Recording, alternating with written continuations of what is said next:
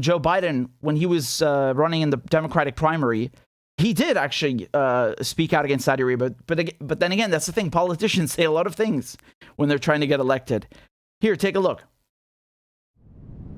Mr. Vice President, the CIA has concluded that the leader of Saudi Arabia directed the murder of U.S.-based journalist Jamal Khashoggi. The State Department also says the Saudi government is responsible for executing nonviolent offenders and for torture. President Trump has not punished senior Saudi leaders. Would you? Yes, and I said it at the time. Khashoggi was, in fact, murdered and dismembered, and I believe in the order of the Crown Prince. And I would make it very clear, we were not going to, in fact, sell more weapons to them. We were going to, in fact, make them pay the price and make them, in fact, the pariah that they are. There's very little social redeeming value in the present government in Saudi Arabia. And I would also, as pointed out, I would end the subsidies that we have, end the sale of material to the Saudis, who they're going in and murdering children and they're murdering innocent people. And so they have to be held accountable. Yeah, well, that sounds very nice and all, except, again, it's a bunch of hot air. I mean, speaking of murdering women and children, speaking of Yemen, that was started thanks to Biden. Again, like I said, half of his administration, they quote unquote served under Obama. So they know the war on Yemen very well. They helped start it and support it. Now, obviously, once Biden got elected, what happens? Oh, we're not going to do anything. We're not going to sanction MBS. We're not going to punish the Saudis. This is the maximum that the Americans did about the Saudis killing Jamal Khashoggi. They released a report from the DNI. So this is the Director of National Intelligence, Avril Haines.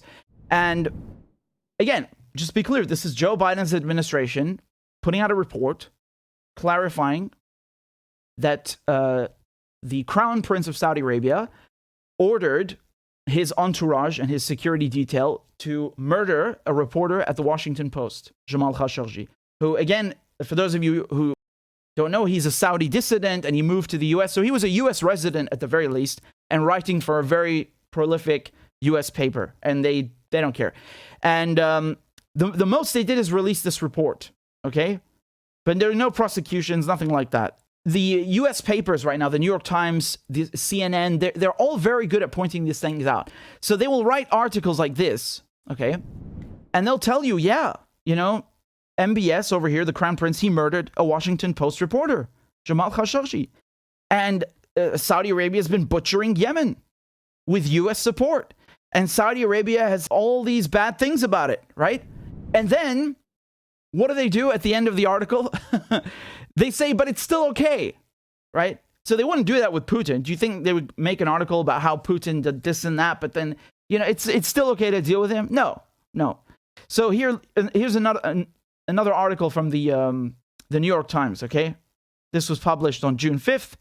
And you can see here, it's very interesting, honestly. It's very interesting what they say about Iran. So they say that, of course, Biden could have deals with Venezuela and Iran to fix the oil prices, right?